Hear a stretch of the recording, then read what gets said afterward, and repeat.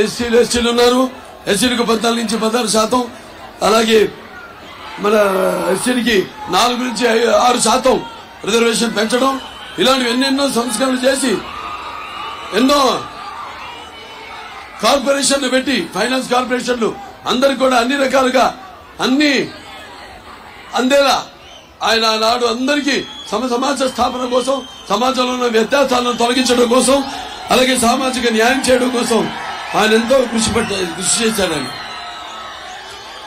మరి వాళ్ళు చూస్తున్నాం, మరి ఎక్కడికక్కడ ఇప్పుడు ఈ 5 ఏళ్లలో ఒక ఛాన్స్ అంటూ అధికారంలోకి వచ్చి ఈనాడు మన రాష్ట్రాన్ని ఒక 15, 20, 25 సంవత్సరాలు వెనక్కి నెట్టాడు ఈ జగన్. మాట తప్పనంటూ మంట పెట్టేశాడు. మడమ తిప్పనంటూ మెడలు విరిచేశాడు. అలాగే నా బీసీలు, నా ఎస్సీలు, నా ఎస్టీలు, నా మైనారిటీలు అంటే రాష్ట్రం అంతా కూడా కాష్టాలో మార్చేశాడు. మద్యపాన నిషేధం అన్నాడు. అలాగే పేదల యొక్క అన్నపానీయాలు మొత్తం తన మద్యపాన వ్యాపారంలో ముంచేశాడు. అలాగే జగన్ అన్నట్టు జలగంలా పీడిస్తున్నాడు. అలాగే మావయ్యనంటూ మన మనోభావాలను తగలబెట్టాడు. అలాగే అవ్వ తాతల నోటికాడ బుబ్బలాగేసుకున్నాడు. అలాగే నవరత్నాలంటూ మన నడువులన్నీ కృంగదీశాడు.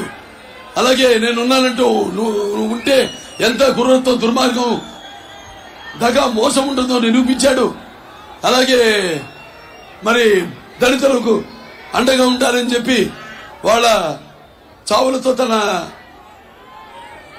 కేకలు ఆర్పుకున్నాడు, తన ఆకలి కేకలు ఆర్పుకున్నాడు. అలాగే నాక చెల్లెలు, నా అన్నదమ్ములంటూ ఆక చెల్లెల అన్నదమ్ముల ఆస్తిలోనే వాటాడుతున్నాడు. అలాగే నా ఆడపడుచులంటూ వాళ్ళు ఉసురు పోసుకుంటున్నాడు. అమరావతి రైతుల బతుకులు రక్తపు ముద్దగా చేసే మార్చాడు. అలాగే ఈ రాష్ట్ర ముఖ్యమంత్రిని అంటూ దినగంత్రి పాలన చేస్తున్నాడు. అలాగే నాయకుడిని అంటూ నయవంచకుడుగా మారాడు.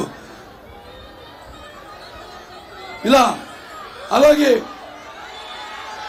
మన ఈ రాష్ట్రం ఇంకా 100 ఏళ్ల వరకు ప్రజలకు దొరకకుండా ఈ యొక్క ఇసుక పాత్రలతో వేశాడు.